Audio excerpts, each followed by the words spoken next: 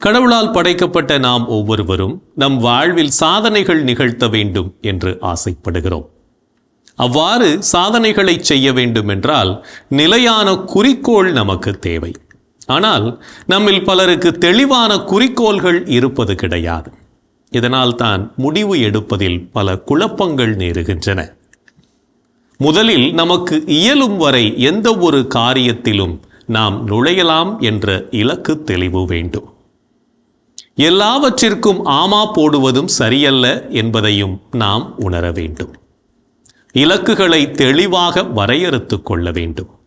நம் நோக்கங்கள், திறன்கள் பற்றி கலந்துரையாடி தெளிவு பெற வேண்டும். எதையும் தெளிவாக வகுத்து கொள்ளாவிட்டால் நாமும் எதிர்கால சமூகமும் வளம் பெறுவது இயலாத காரியம். எனவே வாழ்கின்ற காலத்தில் மகிழ்வோடும் அர்த்தத்தோடும் வாழ நல்ல கொள்கை பிடிப்புகளை நமக்குள் தேக்குவோம். அதுவே நம்மை உயர்ந்த நிலைக்கு இட்டுச் செல்லும் என்பதையும் உணர்ந்து கொள்வோம். நமது குறிக்கோள்களை அடைவதற்கு அனைத்து வழிகளும் திறந்திருக்கும் என்று சொல்லிவிட முடியாது. ஒன்றிற்கு வழி கிடைக்கவில்லை என்று ஆழ்ந்து சோர்ந்து விடாதவாறு நம்மை பார்த்து கொள்ள வேண்டும். மாற்று வழி உள்ளதா என எண்ண வேண்டும். நள்ளிரவாயிற்று, பேருந்து இல்லை என்பதற்காக அந்த நிலையத்திலேயே தங்கிவிடுவோமா? வேறு மாற்று வழி நினைப்போம் அல்லவா? இதைப் போலவே ஒரு வழி இல்லாவிட்டால் மறு வழி நிச்சயம் உண்டு என்ற சிந்தனையோடு செயல்பட நம்மை பயிற்றுவிப்போம். மந்தமாக இருந்தால் வழி கிடைக்காது. ஆழ்ந்து சிந்தித்தால் வழி பிறந்தே தீரும். இன்றைய அறிவியல் அனைத்துமே மாற்று வழி சிந்தனைகள், ஏற்பாடுகள்தான். எனவேதான் விமானம் பறக்கிறது. மின்னாற்றலில் எரிந்து சாம்பலாகாத கம்பிகள் பயன்பாட்டில் உள்ளது. மாற்று ஏற்பாடுகள் தோற்று போகலாம், ஆனால் தொடர்ந்திட்டால் பயன் விளையும். மாற்றம் ஒன்றுதான் இவ்வுலகில் மாறாத ஒன்று. முயன்றால் முடிவை அனுபவிப்பது நாமே என்பதை உணர்ந்து செயல்படுவோம். எப்போதும் விரிந்து மலர்ந்து கொண்டே இருப்பதுதான் வாழ்க்கை. சுருங்கி விடுவது மரணம். வெறும் தோற்றத்தில் மட்டும் மற்றவரை போன்று இருக்க முயற்சி செய்வதனால் முன்னேற்றம் எதுவும் ஏற்படாது. முயன்று செயல்களை செய்வதே வாழ்க்கையின் அறிகுறி.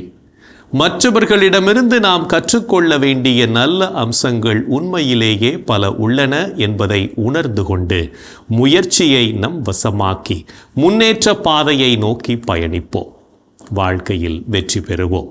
உலகம் தோன்றிய காலம் தொட்டு வானத்தை அண்ணாந்து பார்த்த மனிதன் விண்கலம் ஏறி பூமியை வலம் வந்தான் என்றால் அந்த முயற்சியில் அடங்கி இருப்பது அறிவாற்றல் மட்டுமல்ல, துணிச்சலும் தான். விண்வெளி வீரர் யூரி ககாரின் முதலாக 1961ஆம் ஆண்டு ஏப்ரல் மாதம் 12ஆம் தேதி விண்ணில் வலம் வந்ததன் மூலம் உலக புகழ் பெற்றார்.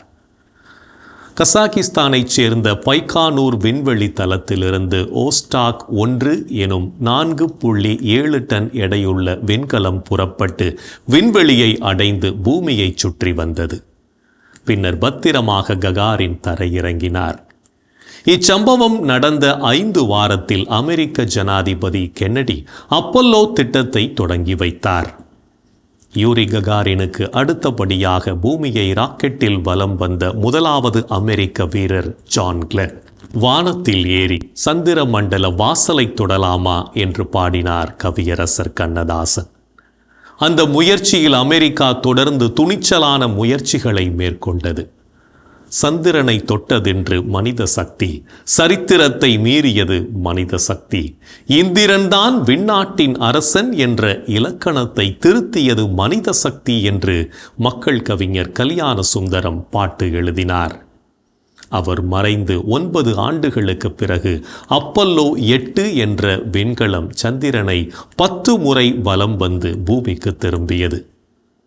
அடுத்த ஆண்டு 1969 ஜூலை 16 அன்று அமெரிக்க விண்வெளி வீரர் நீல் ஆம்ஸ்ட்ராங் நிலவில் முதலாக காலடி எடுத்து வைத்தார்.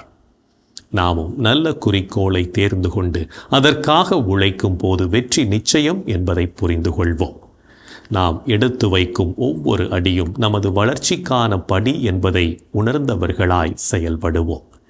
இன்றைய தினத்தை எடுத்துக்கொள்வோம். இந்த நாளில் நாம் தேர்ந்து கொண்ட குறிக்கோள் எப்படிப்பட்டதாக இருந்தது என்று யோசித்து பார்ப்போம். மேலும் இன்று நாம் எப்படிப்பட்ட செயல்களை செய்திருக்கிறோம் என்று நம்மையே நாம் திரும்பி பார்ப்போம்.